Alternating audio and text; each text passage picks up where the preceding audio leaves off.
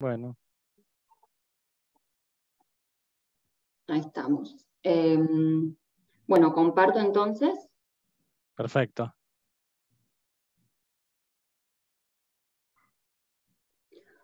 Pantalla. Ahí pueden ver. Sí, perfecto. Esto lo debería poner para que sea en Presentación. ahí, ¿no? Ya. Disculpen, yo ya tengo 25 años, pero la realidad es que puedo parecer más de otra generación para estas cosas tecnológicas. Bueno, ahí está. Perfecto.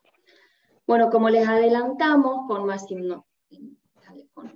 con los emails, la idea es hacer una presentación breve sobre estructuras fiduciarias e intercambio de información, básicamente cómo impacta CRS en este tipo puntual de estructuras, porque bueno, como sabemos, CRS es muchísimo más amplio.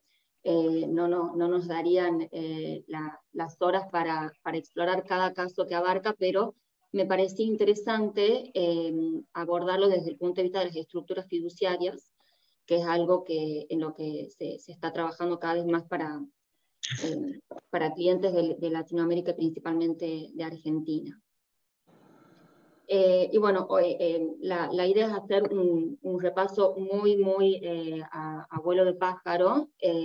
En definitiva, ¿qué es el trust? Bueno, el trust es un arreglo mediante el cual el settlor transfiere la propiedad de ciertos activos al trustee para que el trustee los mantenga y administre a esos activos a favor de los beneficiarios, que pueden ser también el settlor o no, las personas que designe el settlor, durante un periodo determinado que lo puede estipular el trust deed o se puede remitir directamente a la jurisdicción que sea aplicable al trust. Estos activos básicamente pasan a ser parte de lo que se llama el trust fund, y para estar sujetos entonces a la titularidad jurídica del trustee. Y el trust también puede prever la existencia de otras personas, como por ejemplo, típicamente el protector, que se busca que dé su consentimiento para que el trustee pueda ejercer ciertas facultades, y el Investment Advisor, que es el que se va a encargar de lo que es el manejo profesional del Trust Fund. Cuando dentro del Trust Fund hay activos financieros, es muy habitual recurrir a una tercera persona para que tenga el manejo de esos activos o que asesore sobre el manejo de esos activos. Y estas son las personas que al orbitar alrededor del trust son las que van a determinar o van a indicar un trigger para lo que es CRS a los efectos de esta entidad particular que es el trust. Y entre las razones que encontramos generalmente para crear un trust, bueno, la verdad que son súper variadas y están muy relacionadas con cada familia en particular, ¿no? Pero buscando más o menos lineamientos generales en lo que son familias argentinas, vemos que este tipo de estructura tiene un nivel de sofisticación y a la vez de flexibilidad y alcance que lo hace muy apropiado para, por ejemplo, personas que buscan protección patrimonial o privacidad de sus activos, lo cual no tiene nada que ver con secrecy. Estamos hablando de un tema de privacidad como derecho de cualquier persona a mantener la privacidad de lo que son sus activos.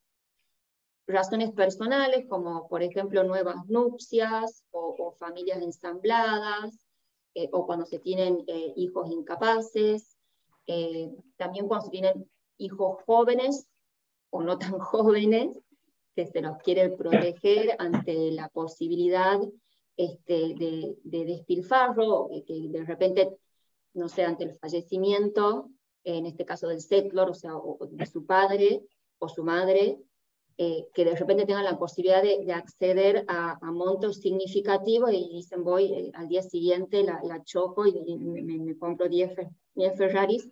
Bueno, la idea es evitar despilfarro, evitar holgazanería, y bueno, y se otorgan estos activos para que un tercero profesional los administre, siempre en favor del beneficiario, pero teniendo en cuenta, bueno, los aspectos puntuales de cada familia.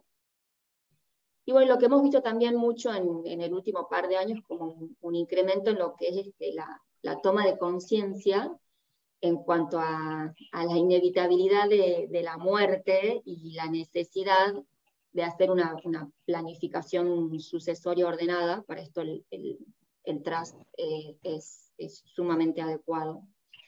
Bueno, y en países como el nuestro, donde siempre está latente el riesgo de confiscación, devaluación, inestabilidad política, bueno, la razón fiscal no es ni tiene que ser el principal disparador, particularmente teniendo en cuenta que los trusts están destinados a durar muchos años y ya sabemos que la legislación tributaria tiende a ser muy cambiante, pero obviamente que las implicancias fiscales de este tipo de estructura siempre las vamos a tener que analizar con mucho detenimiento. Y acá, para determinar el tratamiento tributario del trust en Argentina, básicamente, bueno, es un repaso muy corto, ya todos lo deben tener súper claro, pero es determinar quién tiene el control. Entonces, quién tiene el control de la estructura para ver cómo va o quién va a tributar sobre esos activos.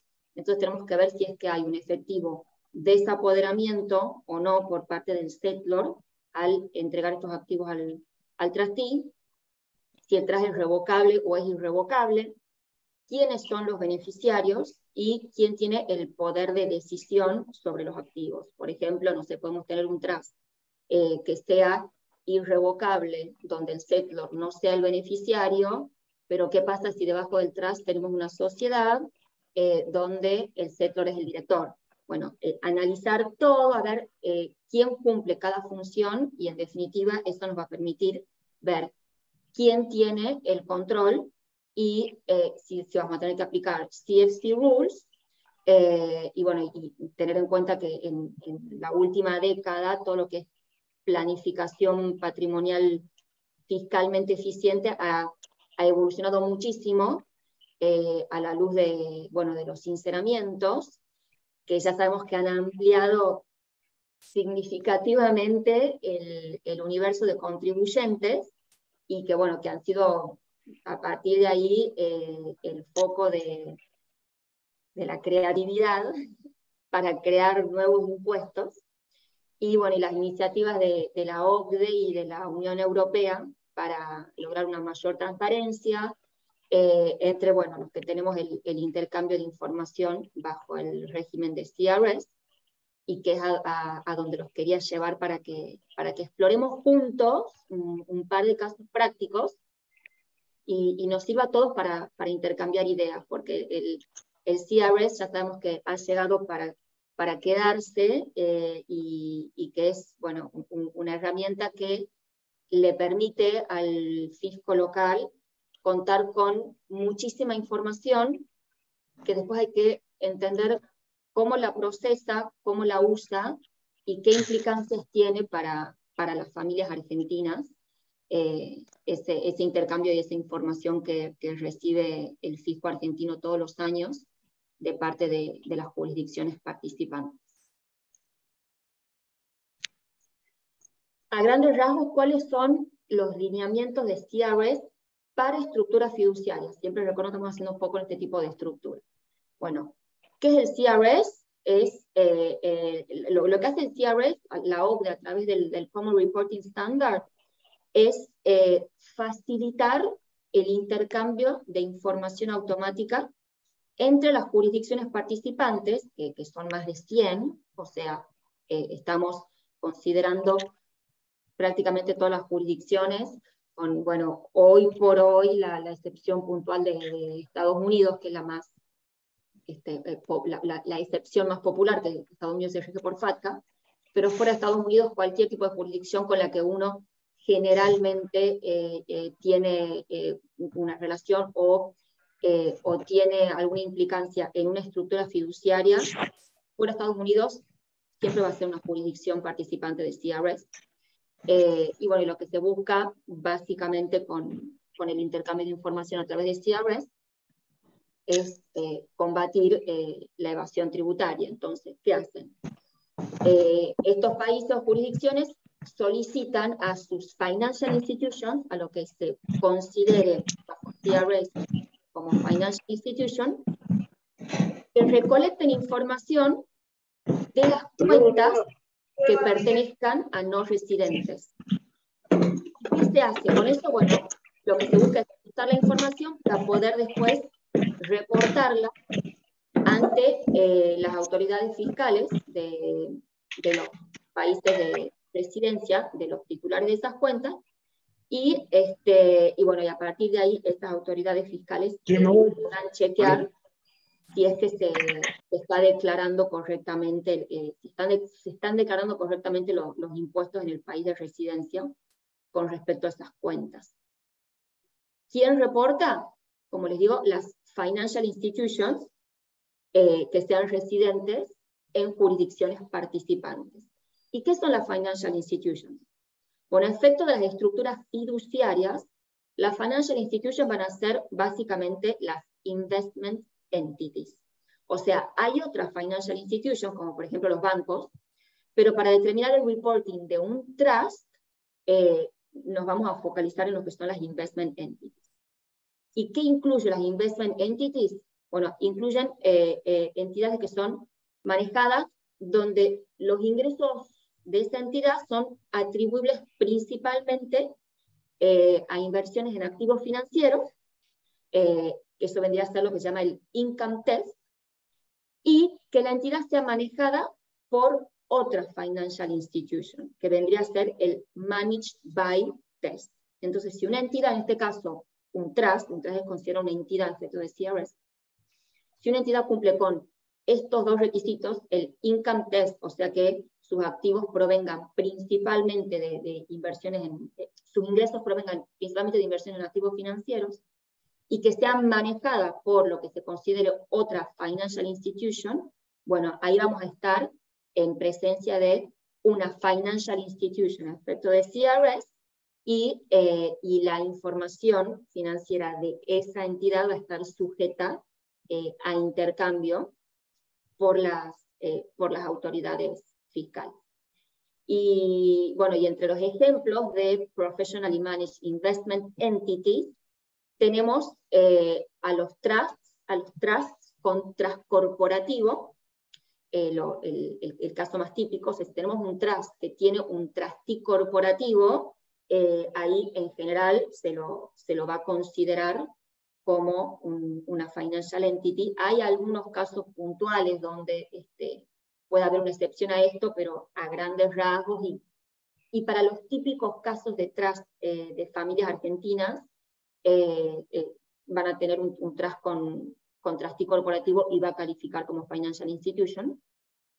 Y bueno, y también lo que son entidades, por ejemplo, bueno, sociedades en jurisdicciones participantes, cuyos activos sean manejados por un banco o por un asset manager bajo un mandato discrecional. En este caso también, por ejemplo, si tenemos una sociedad que tiene una cuenta y que ha otorgado un mandato discrecional al banco, o tiene otra financial institution que tiene un mandato discrecional para manejar esos activos, bueno, ahí esa sociedad también se va a considerar financial institution y va a estar sujeta a CRS.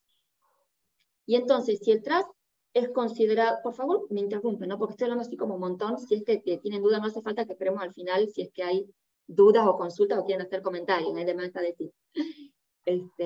Sí, yo tenía una duda, Lucía. Sí, decir. Sí, cuando hablas, quién es reportado, ¿no?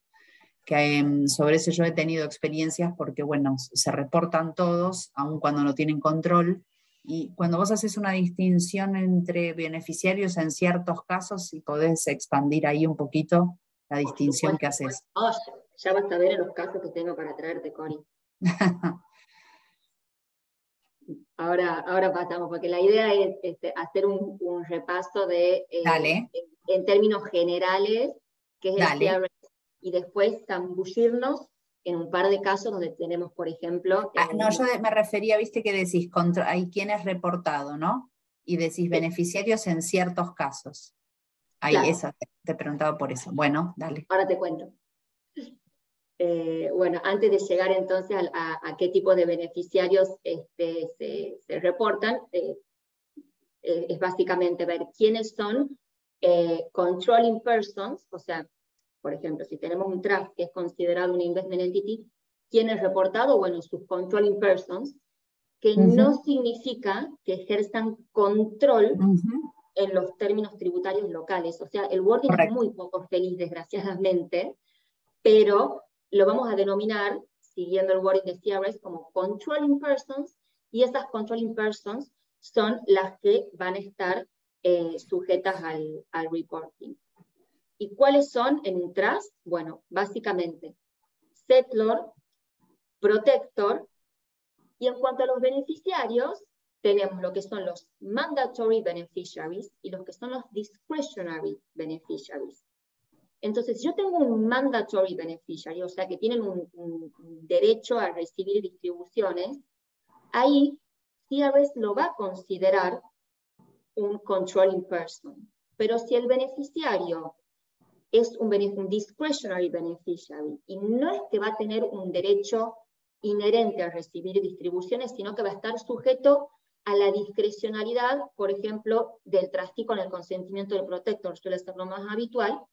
Si esa distribución está sujeta a esa eventualidad, va a ser un discretionary beneficiary, y en este caso, el beneficiario no va a ser un controlling person per se. Solamente se lo va a considerar un controlling person cuando efectivamente haya una distribución. ¿Y qué pasa? En la generalidad de los casos de familias argentinas, uno busca que los beneficiarios sean discretionary beneficiaries, principalmente por temas tributarios. O sea, hay casos en los cuales puntualmente una familia pueda decir, no, yo necesito por esta razón puntual que el beneficiario sea un mandatory beneficiary. Bueno, ahí tenemos un escenario específico de controlling person. Pero lo más habitual, o al menos lo que nosotros más vemos en los trusts de Corpac, es que los beneficiarios sean discretionary para estar un poco más amparados de implicancias fiscales a efectos de bienes personales que busquen gravar, ya sabemos, con un wording extraño, con cualquier tipo de ataque bajo la órbita constitucional que se le pueda hacer, pero aún así sabemos que la normativa en bienes personales existe y que va a buscar gravar los beneficios inherentes a la calidad de beneficiarios. Bueno, si tenemos un discretionary beneficiary, estamos un poco más alejados de esa realidad, porque ¿qué pasa? El trustee, si es un trust discrecional, el trustee va a tener el poder de decidir si es que hace una distribución o no, por más que eso eventualmente esté sujeto a la aprobación del protector. Y incluso lo que pasa también es que en la generalidad de los casos el trustee va a poder modificar esos beneficiarios. Entonces uno puede tener un trust deed inicial donde digan, no sé, los beneficiarios son los descendientes del settlor. Bueno, pero se deja salvo la potestad del trustee de cambiar esos beneficiarios, por lo general con el consentimiento del protector, y ahí está más claro todavía que este beneficiario no tiene ningún derecho inherente. Entonces es un discretionary beneficiary, y solamente si existe una distribución se va a reportar a estos beneficiarios como controlling parties de ese trust en ese año puntual donde exista la distribución. Independientemente de los casos que vayamos a revisar ahora, Corina, ¿querés que que conversemos algo más sobre los beneficiarios?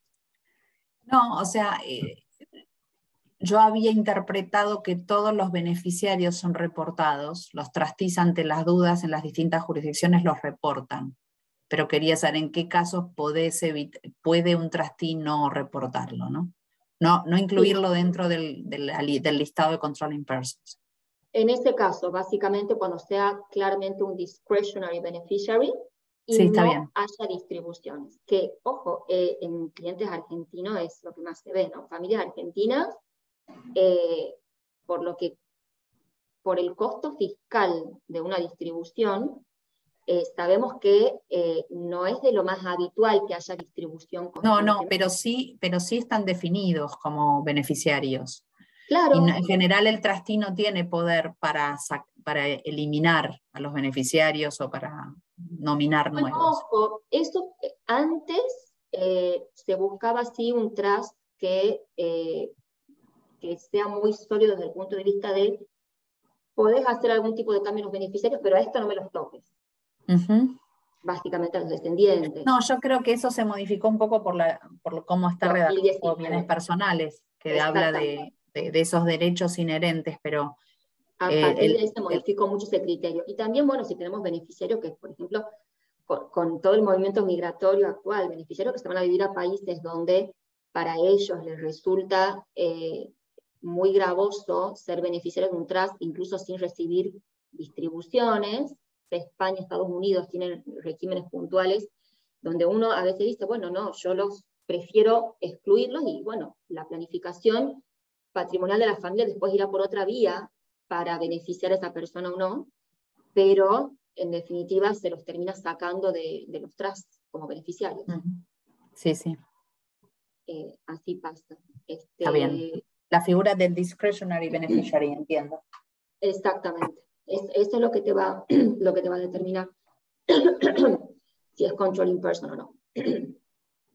Y bueno, y si hay que reportar, ¿qué es lo que se reporta? Bueno, básicamente el account balance o el valor al 31/12, y para las distribuciones, el valor de la distribución recibida ese año. O sea, eso también es una diferencia con los beneficiarios, que a los mandatories sí se les va a declarar el account balance, pero a los que son solamente discretionary, se los va a reportar por el monto que ellos efectivamente recibieron como distribución en ese año y no por el total. Y bueno, y a efectos prácticos, ¿cómo se reporta? Se reporta por un portal web o por tax returns, eso según la jurisdicción, cómo vaya implementando su propio régimen CRS, y a partir de ahí, bueno, con esa información recibida, cada autoridad intercambia automáticamente la información todos los años con las otras autoridades fiscales participantes, y si no lo hace, o sea, si es que hay un failure ahí y no se reporta, bueno, pueden aplicar multas que van a depender también de cada jurisdicción, pero que pueden ser súper gravosas. Hay jurisdicciones donde la multa puede llegar a $100.000 para casos específicos, si es que se evita,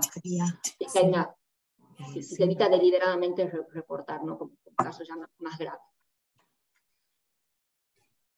Y bueno, y ahora les quería proponer un par de casos puntuales como para que hagamos un intercambio de ideas. La idea es ver una estructura típica de familia argentina, cómo le impacta CRS a la estructura y a cada participante. Entonces, en este caso tenemos el Muddy Paddle Trust, que nos muestra el matrimonio de Mami Pig y Daddy Pig, que establecieron este trust, que es un trust irrevocable de BVI, con un trustee corporativo en BVI, para beneficio de sus hijos Peppa y George.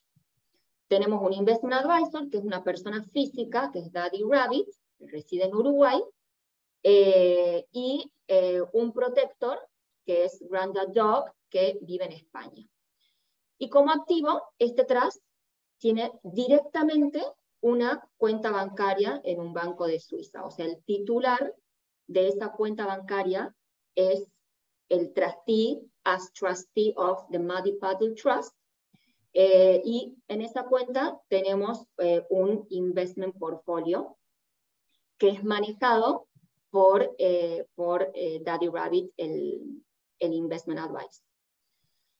¿Cuáles son los desafíos que veo yo que plantea esta estructura desde la perspectiva del reporting? Ustedes también después me dirán qué ideas les surgen a ustedes.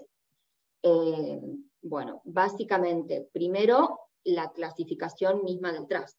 O sea, el trust va a ser considerado una financial institution y por tanto va a estar obligado a otorgar información al fisco de BVI para que intercambie automáticamente si es que es una professionally managed investment entity. Otra vez, ¿qué tenemos acá? Un trustee corporativo, entonces ya nos está dando la pauta de que efectivamente ese trust va a ser reportable. Y bueno, perdón, van a venir entonces Mami Pig y Daddy Pig y me van a decir, che, pero el Muddy Paddle es un trust irrevocable. ¿Por qué me tendrías que reportar a mí como settlor si yo no soy una controlling person? Yo me desapoderé de esto, no hay forma de que esto vuelva a mi patrimonio, yo básicamente no controlo nada. Bueno, ahí les explicamos a Mami y Daddy Pig que por más que el trust sea irrevocable desde la perspectiva de CRS, los settlors son controlling persons y por tanto BVI va a informar a Argentina que ellos son settlors de este trust. Entonces Mami y Daddy Pig me dicen, bueno, ok, nosotros en esta cuenta tenemos activos por un valor de 1 millón. Nos reportarás 500.000 y 500.000. No, lo que se hace es, se reporta el valor total de la cuenta por cada uno. Ok, ya tenemos entonces un flujo de información a Argentina que va a decir, acá tenemos este trust cuyos settlors son Mami Pig y Daddy Pig. Ahora viene el protector y me dice, todo bien, pero yo no tengo nada que ver con el control de esta cuenta.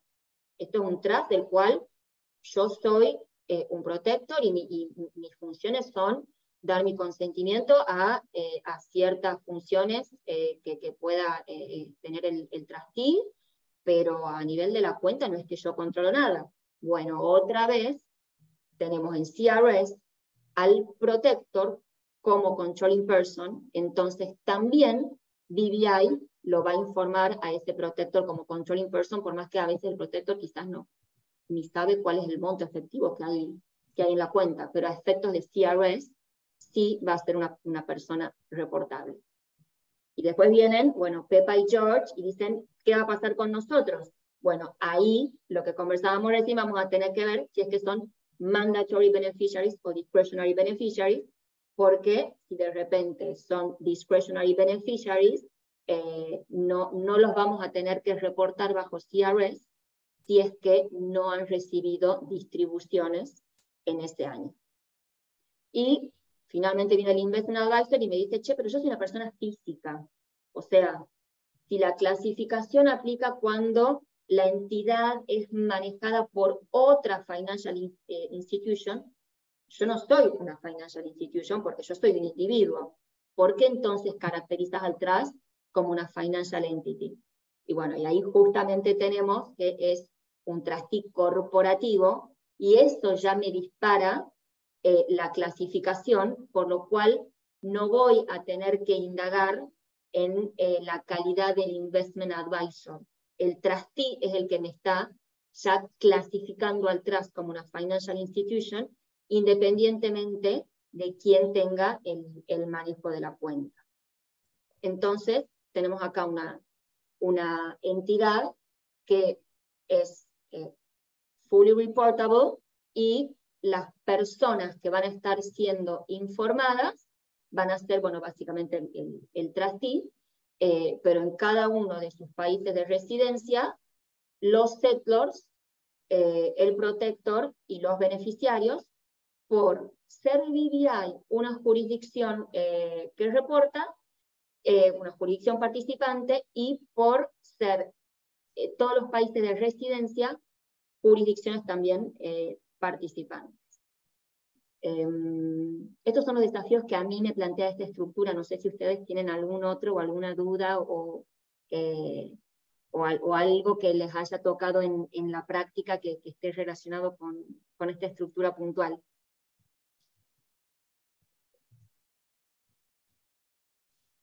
Si no, pasamos a la otra estructura, que es The Dragon Trust, y The Dragon Trust tiene como activo subyacente no una...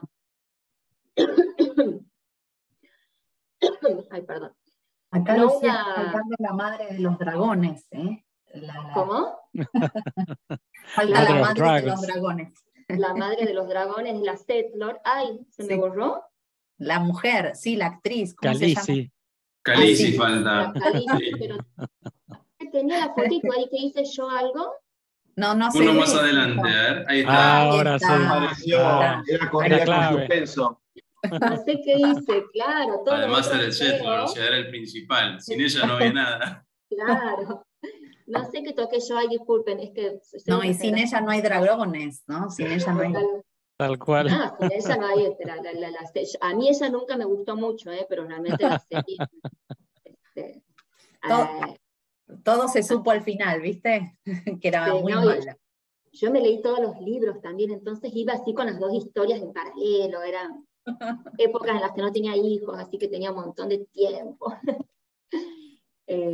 Bueno, tenemos entonces acá de Dragon Trust, que la diferencia con el Muddy Paddle Trust es que de Dragon Trust lo que tiene es participación en una sociedad subyacente. Acá de Dragon Trust, por si notaron el detalle, le pusimos jurisdicción Nueva Zelanda, pero la realidad es que no cambia efectos de CRS, porque Nueva Zelanda y BVI, los dos son jurisdicciones participantes, pero simplemente porque es una jurisdicción que también los argentinos eligen mucho para establecer trust. Y bueno, en este caso, Daenerys me dice, che, yo estoy re tranquila porque mi cuenta está en Estados Unidos, que no es una jurisdicción participante, así que no me aplica CRS. Y ahí decimos, bueno, no, sorry, Daenerys, vos sabés mucho de dragones, pero evidentemente de CRS quizás no tanto. La clasificación es por entidad y no por cuenta. Y la entidad, en este caso, la account holder de esa cuenta bancaria, está en BVI. O sea, el análisis lo vamos a hacer en BVI sobre Iron Throne Ltd. Para que no te aplique CRS, toda la estructura tiene que estar en jurisdicciones no participantes, no solo la cuenta bancaria. Esto es una consulta que... Como Wyoming, South Dakota o... Bueno, exactamente. Delaware, ¿no? Cualquier estado, o sea, para los trusts en Estados Unidos, las jurisdicciones más habituales, las que tienen mejor protección de trust, rules against perpetuities, más favorables, etcétera, cortes específicas, son South Dakota, Nevada y Wyoming. Y además, si es que además del trust se va a poner una sociedad subyacente, como en este caso, las jurisdicciones que no aplican CRS son básicamente el PI de Canadá y USVI. Pero fuera de eso, todas las jurisdicciones habituales con las que se utilizan para este tipo de planificación son participantes, Nueva Zelanda, BVI, familias argentinas quizás no usan tanto, pero también hay detrás de Singapur, bueno, de Caimán, todas jurisdicciones participantes. Entonces, Daenerys, que tiene un trust de Nueva Zelanda, con una entidad subyacente en BVI, por más que la cuenta esté en Estados Unidos, hay que analizarlo desde la perspectiva de CRS, a ver si reporta o no, si es una financial institution o no, pero en BVI se va a tener que hacer el análisis. Y entonces vemos que el Investment Advisor, con mandato discrecional, es Littlefinger, Y ahí sí, el análisis lo hacemos en la sociedad y no en el trust, porque el account holder de esta cuenta es la sociedad, no es el trust en forma directa. Y el hecho de que Littlefinger no sea una financial institution, que sea un individuo, por más que tenga un mandato discrecional, hace que la sociedad no califique como una financial institution y por lo tanto no aplicaría reporting sobre la sociedad. O sea, distinto sería el caso si yo tengo un mandato discrecional otorgado a un asset manager profesional, una entidad que se dedica a esto, que sea mismo Petty Baelish, pero que lo haga a través de una financial institution. Bueno, ahí sí, entonces, The Iron Throne Ltd va a ser considerada en BVI como una financial institution y va a tener que reportar a BVI sobre esa cuenta. Y yendo al trust, al Dragon Trust, para calificar como financial institution, el trust va a tener que cumplir, en primer lugar, con el income test, que hablamos al principio. O sea, el trust mismo va a tener que obtener ganancias que sean atribuibles a inversiones en activos financieros. Pero en este caso el trust, lo único que tiene son acciones en Iron Throne Ltd. Entonces, ¿cómo determinamos eso? Dice, yo soy titular de acciones, no tengo directamente una cuenta bancaria.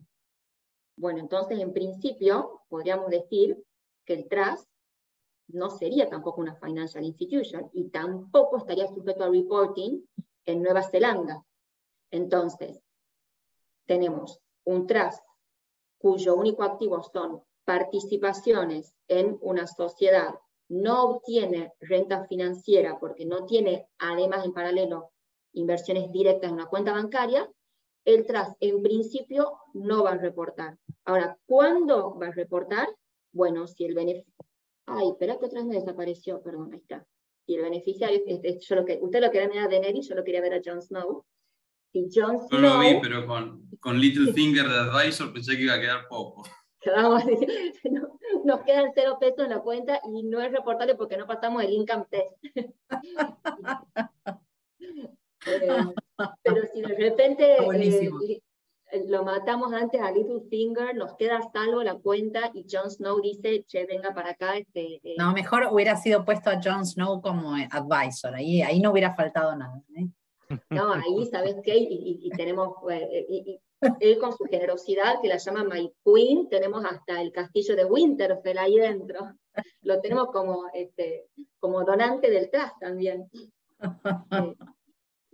Pero bueno, ¿qué pasa? Si a Jon Snow generosamente Daenerys lo pone como beneficiario y hay que hacerle una distribución en su carácter de tal, ¿qué pasa? Bueno, para que el Dragon Trust se pueda hacer de esos activos que le permitan distribuir a Jon Snow, ¿qué es lo que va a tener que pasar primero? Bueno, Iron Throne Ltd va a tener que hacer una distribución de dividendos al Dragon Trust para que el Dragon Trust pueda realizar la distribución a Jon Snow. Y recién en este caso, en este año puntual, vamos a poder decir que The Dragon Trust obtuvo ganancia financiera, recibió un dividendo, cumplió con el income test y entonces por ese año va a ser reportable en Nueva Zelanda. Y bueno, y ahí tenemos también entonces, volvemos a lo inicial de analizar quiénes son los sujetos que reportan, que va a ser básicamente retrotraernos al escenario del Maddie Paddle Trust y determinar quiénes son los controlling persons en cada caso. Y bueno, se me cumplió el tiempo, creo que hace rato, pero me ocurren otros temas de interés que surgen, por ejemplo, criterios para determinar residencia, lo que hablábamos recién de, bueno, cuáles son las jurisdicciones participantes y cuáles no, y bueno, para eso vamos a tener que ver dónde reside cada controlling person y dónde está establecida la entidad que vamos a estar que vamos a estar analizando, para lo cual vamos a tener que ver su lugar de incorporación, en primer lugar, pero en ciertos casos también dónde está el place of effective management.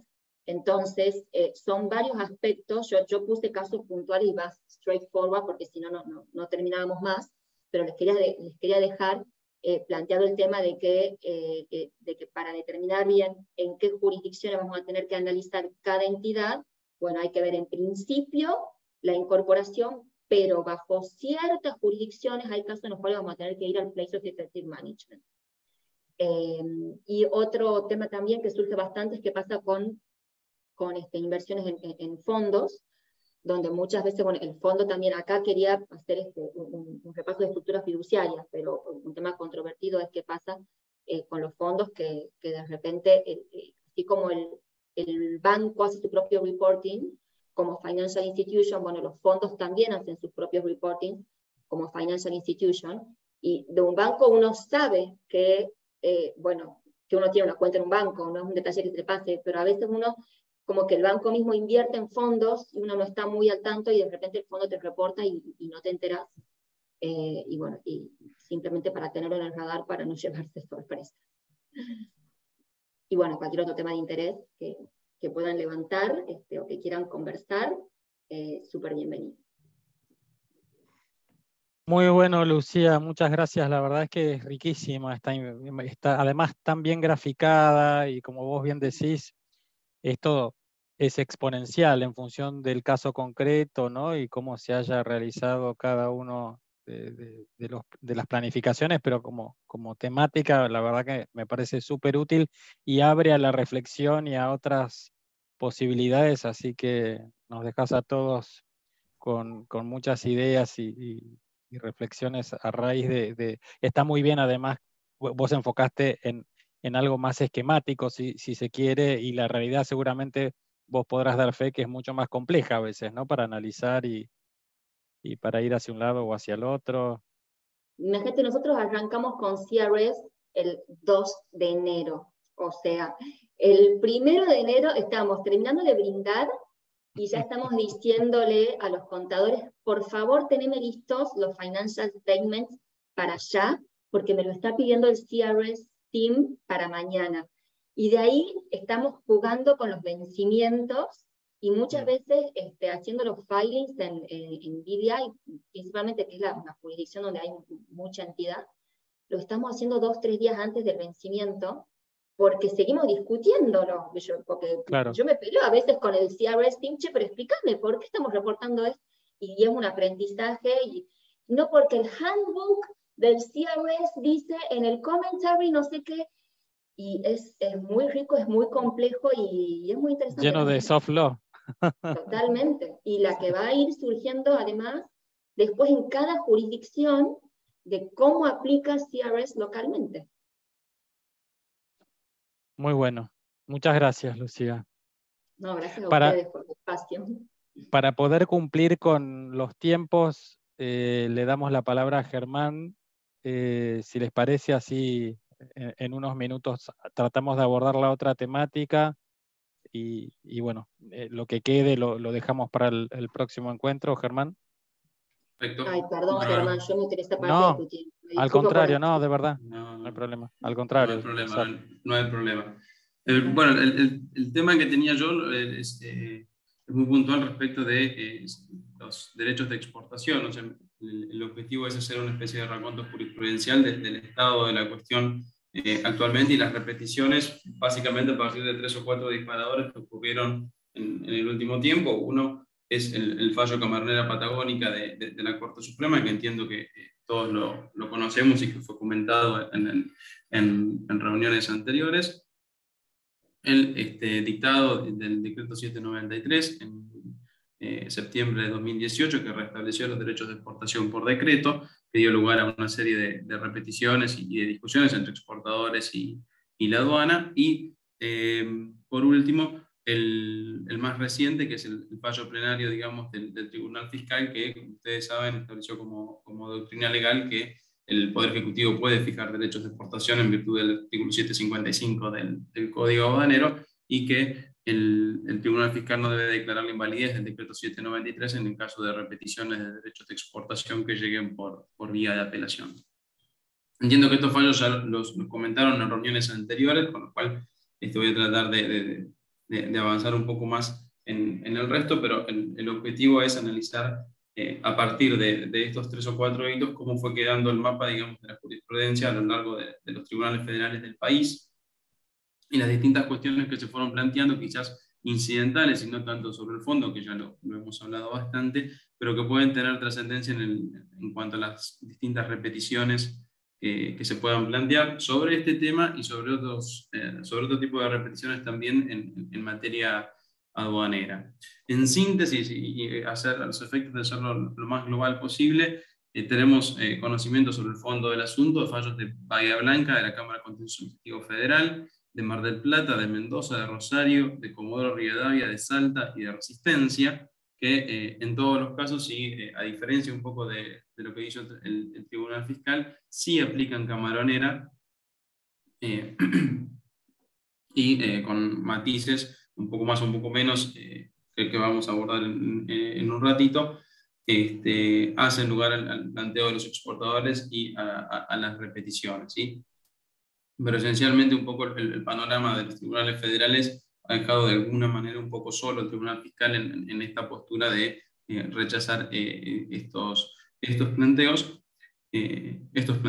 No vi, por lo menos, no sé si alguno de ustedes tiene conocimiento de fallos sobre el fondo en algunos casos, por ejemplo en el caso de La Plata y de Tucumán, si bien tengo conocimiento de que hay casos allí porque se han resuelto cuestiones incidentales, no se han pronunciado sobre el fondo, y después tenemos 2 fallos de la Sala 2 y la Sala 3 de la Cámara Contencioso Administrativo que no hicieron lugar al planteo de los exportadores, pero no específicamente por el fondo del asunto, o no particularmente por el fondo del asunto.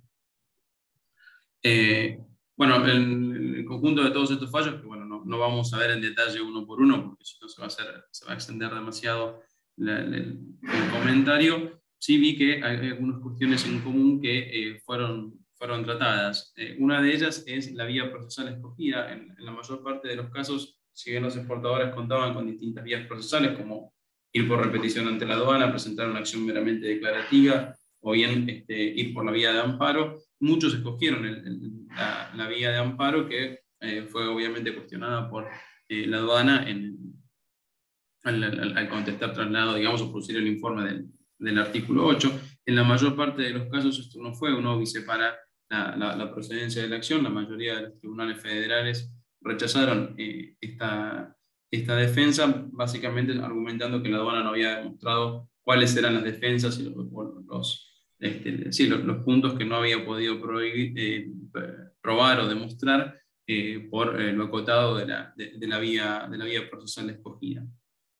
Y particularmente en cuanto al tema del amparo, otra de las cuestiones que se planteó es el plazo de los 15 días que prevé la ley 16.986 para la interposición del amparo. En muchos de estos casos los exportadores lo presentaron más tarde, digamos, no respetando este plazo, y eso fue también cuestionado por la aduana, y en la mayoría de los casos los tribunales federales no hicieron lugar al planteo de la aduana, sosteniendo que si bien está el plazo fijado en la ley, que la ley está vigente, a partir de la reforma del 94, el solo incumplimiento de este plazo no es un hecho o un obstáculo insalvable para la procedencia de la acción, en la medida en que obviamente el amparo esté planteado dentro de un plazo relativamente razonable. Obviamente siempre uno trata de mantenerse dentro de la ley y presentarlo dentro del plazo, por una cuestión de prudencia, pero sí es bueno saber que cuando ello no es posible, están estos fallos, digamos, para sustentarlo. Otra de las cuestiones que se plantearon y que se analizaron en cuanto a la vía procesal tiene que ver con el agotamiento de la vía administrativa, digamos, el agotamiento, sí, de la instancia administrativa previa, que fue opuesto en la mayor parte de los casos por la aduana. Esto, hay distintas posturas al respecto, pero nuevamente en la mayor parte de los tribunales federales rechazaron esta defensa de la aduana precisamente porque en estos casos el planteo de repetición se funde específicamente en la inconstitucionalidad de una norma, que obviamente solo puede ser declarada por el Poder judicial. Además, en estos casos, nuevamente, la aduana argumentaba que no podía certificar los pagos y verificar, no sé, la exactitud de la declaración y demás. Esto también fue rechazado por la mayor parte de los tribunales, no por todos, igual.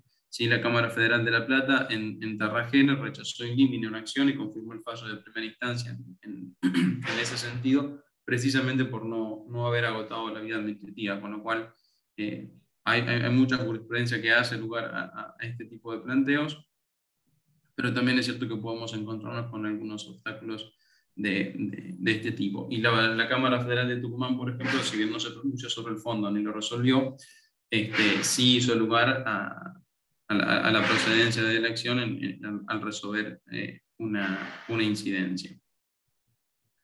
La otra cuestión, el otro punto que me interesaba destacar de este raconto, digamos, jurisprudencial, tiene que ver con el tema de la moneda de pago. Si bien a partir del fallo Cencosud las devoluciones de los derechos aduaneros se hacen, la aduana debe devolverlos en pesos, al tipo de cambio de la fecha del pago original, digamos, a la cantidad de pesos históricos. Lo cierto es que hay algunos precedentes que hacen referencia a la devolución en dólares. ¿Sí? Así, por ejemplo, en Bahía Blanca tenemos un caso de Bunge de mayo de 2020, que analizó una repetición por este mismo fundamento de Camaronera respecto de determinadas resoluciones, declaró la inconstitucionalidad e hizo lugar a la devolución a los exportadores, pero ordenó la devolución en dólares. Sí, obviamente el tipo de cambio de la fecha de pago, pero la misma cantidad de pesos necesarias para tener la equivalencia a la misma cantidad de dólares que había pagado el exportador. Sé que Soria hace algún tipo de estos planteos en el Tribunal Fiscal, básicamente sustentando en que las deudas aduaneras se determinan en dólares y en consecuencia este aspecto no es una cuestión meramente liquidatoria, sino que es un elemento propio de la determinación del tributo aduanero. Y en Salta tenemos una disidencia de la Cámara Federal de Salta que hace lugar a este planteo y ordena la devolución en dólares. Es un voto en disidencia, digamos, no es la mayoría ni es un criterio unánime, pero sí me interesó destacarlo porque es una cuestión que fue planteada y que está siendo analizada. Y el último punto, sobre todo cuando hablamos de competencia federal, es cómo llegar a esos tribunales y cómo llevar muchas veces los casos allí, porque hay distintos criterios para atribuir competencia y hay distintas cuestiones que fueron analizadas en la jurisprudencia. Básicamente, la mayor parte de los tribunales le da preeminencia al domicilio fiscal del actor, pero vemos que hay algunos matices. Por ejemplo, tenemos conocimiento de dos dictámenes fiscales en la Cámara de Rosario, o sea, no tenemos resolución, pero sí los dictámenes del fiscal, que en un caso hacen lugar al lugar de pago, digamos, como lugar de cumplimiento de la obligación tributaria, en los términos del artículo 3 del Código Procesal, y otro hace lugar o sigue el criterio del domicilio fiscal. Esta es una de las cuestiones que fue bastante discutida en este caso, pero vemos que hay una preeminencia, digamos, por el domicilio fiscal de la parte actora.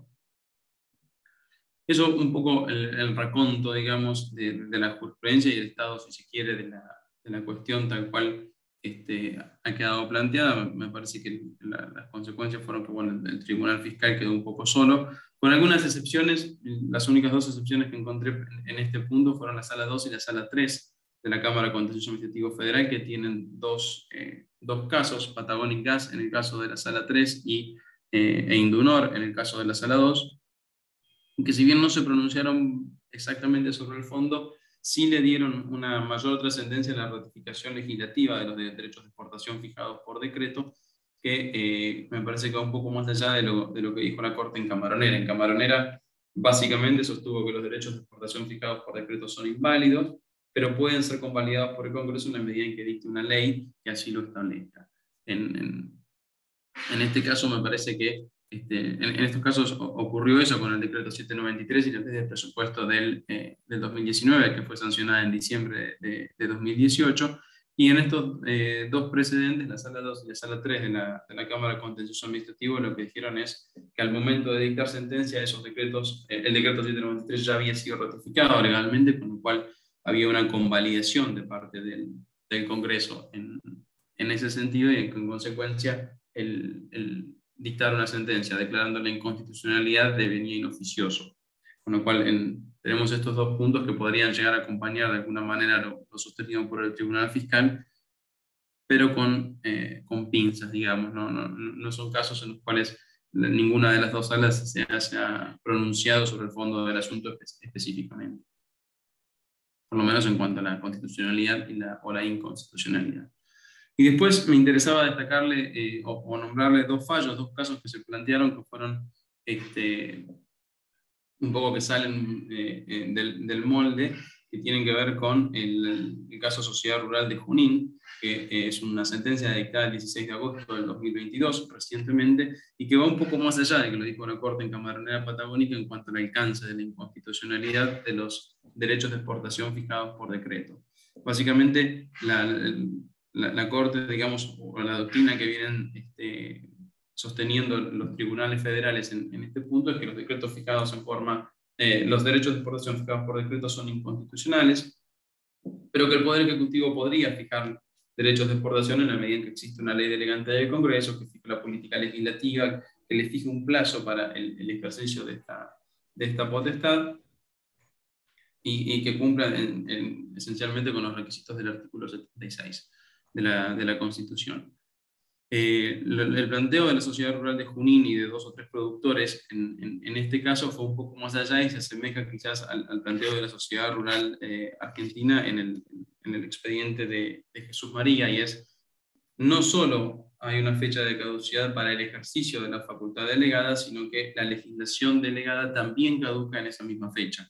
¿Sí? En consecuencia, el planteo en estos dos casos, tanto de los productores como de la sociedad rural, es los derechos de exportación fijados en el ejercicio de esta facultad delegante caducan junto con la posibilidad de ejercerlos.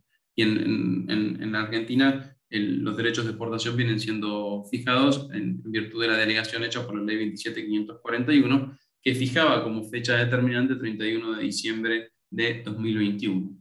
En consecuencia, el planteo en estos dos casos tiene que ver con que a partir de esa fecha no solo caducó la facultad para fijar derechos de exportación, sino también los derechos de exportación fijados en ejercicio de esa delegación. El caso de la sociedad rural en Jesús María viene en unas instancias un poco más preliminares, digamos, más anteriores en su resolución. Todavía no fue dictada la sentencia, aunque sí tengo conocimiento de que le admitieron la acción colectiva a la sociedad rural, que es en este caso de Junín, eso no ocurrió. El juez rechazó la pretensión de una acción colectiva de la sociedad rural de Junín, pero hizo lugar a la demanda de los 2 productores que firmaron esa acción.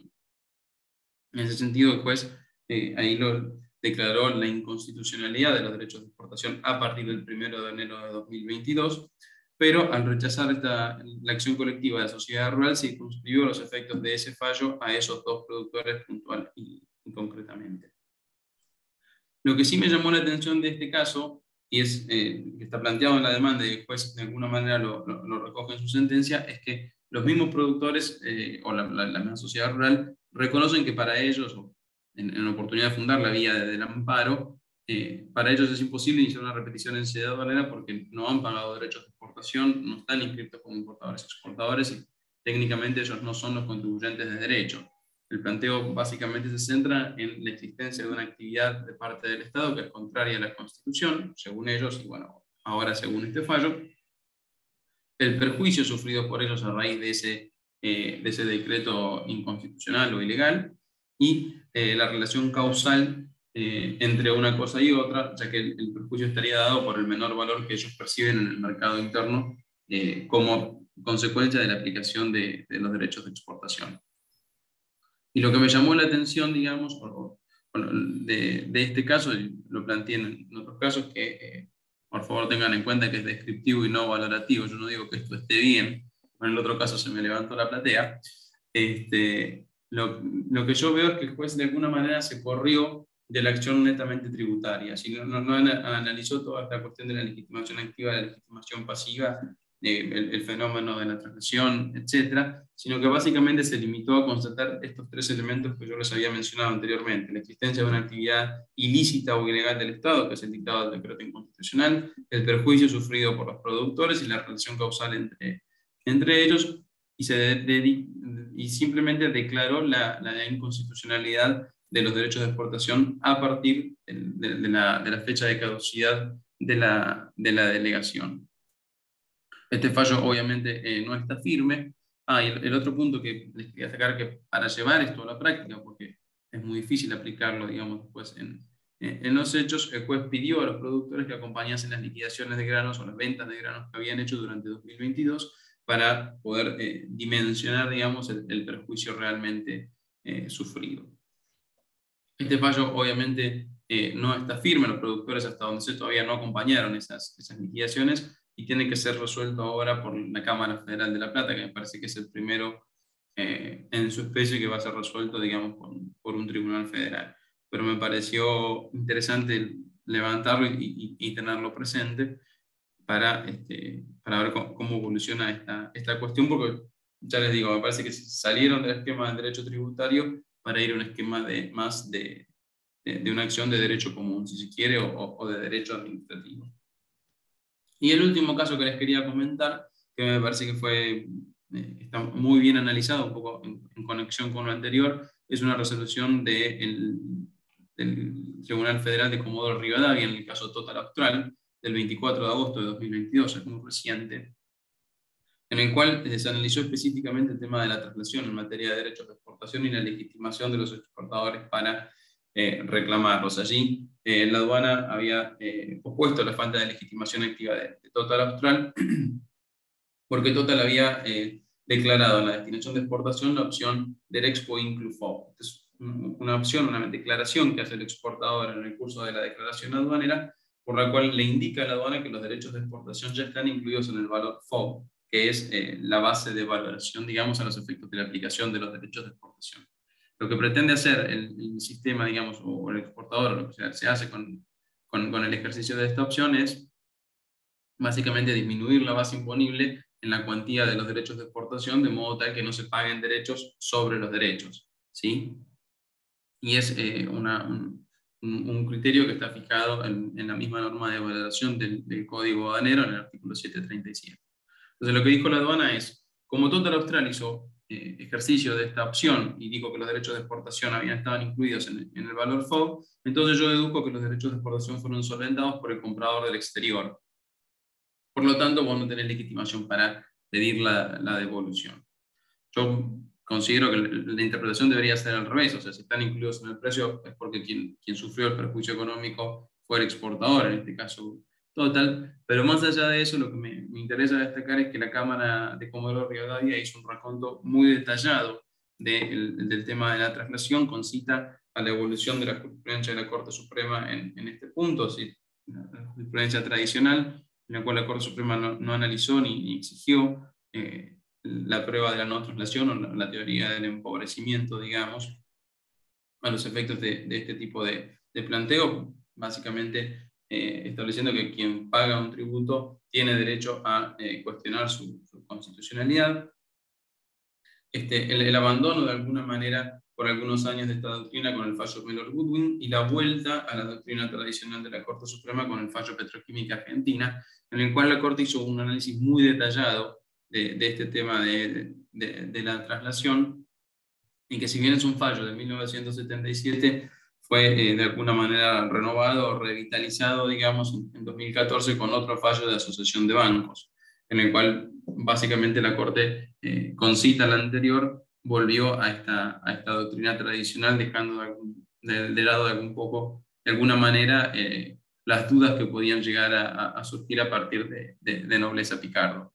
Pero sí me interesaba destacar este fallo de Corte, que por más que sea del 77, hizo un análisis muy detallado en cuanto a efectivamente el origen, digamos, de la teoría del empobrecimiento en el derecho civil y demás, y que estas cuestiones no son directamente trasladables al ámbito del derecho tributario, y mucho menos al ámbito del derecho aduanero, destacan sentando, dejando a las claras que quien efectivamente paga un impuesto es quien tiene la acción para iniciar su repetición y para cuestionar su constitucionalidad. Y la noticia un poco en conexión con esto es que este fallo, digamos, Asociación de Bancos, que cita a Petroquímica y que vuelve a esta doctrina tradicional, también está siendo aplicado por el Tribunal Fiscal. Tenemos un par de precedentes, Bunge y LDC, en los cuales se discutió de alguna manera la teoría del empobrecimiento y el Tribunal Fiscal ya sentó, por lo menos en esos dos casos, la aplicación de este fallo. Con lo cual, un poco ese era el raconto que quería compartir con ustedes, que si bien está disparado por estas repeticiones, por ahí es un poco más amplio y puede tener trascendencia hacia otro tipo de repeticiones, sobre todo en materia aduanera.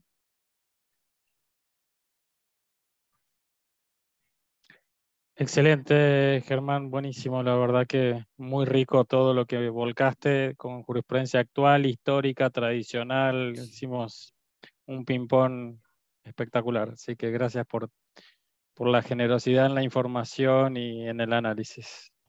Perfecto, muchas gracias. Perdón que me extendí un poquito más también. No, pero valía la pena, valía la pena. Bueno, no sé, Andrés, Eduardo, Lucía, si tienen algún comentario, si no, cerramos aquí y bueno, nos vemos. Excelente las exposiciones, muchas gracias por mí. Y resaltar esto, digamos, que el raconto es muy interesante porque es absolutamente actual. Digamos, repasó los distintos puntos de defensa que está esgrimiendo hoy la aduana en cada acción que estamos viendo. Están planteando la falta de competencia y tratan de dar pelea por ahí. Están planteando la no procedencia de la acción cuando es colectiva o la vía intentada como el amparo. Y están ahora también intentando hacer fuerza con el tema de la traslación, que claramente no aplica al derecho aduanero. Pero bueno, Germán hizo todo un raconto, fue pasando por los distintos temas, pero esto es hoy lo que está pasando. Impecable. Bueno, muchas gracias a todos. Nos vemos en la próxima reunión el mes que viene. Nos mantenemos en contacto. Saludos a todos. Gracias. Gracias. Adiós. Gracias. Fernando, gracias Ricardo también. Gracias.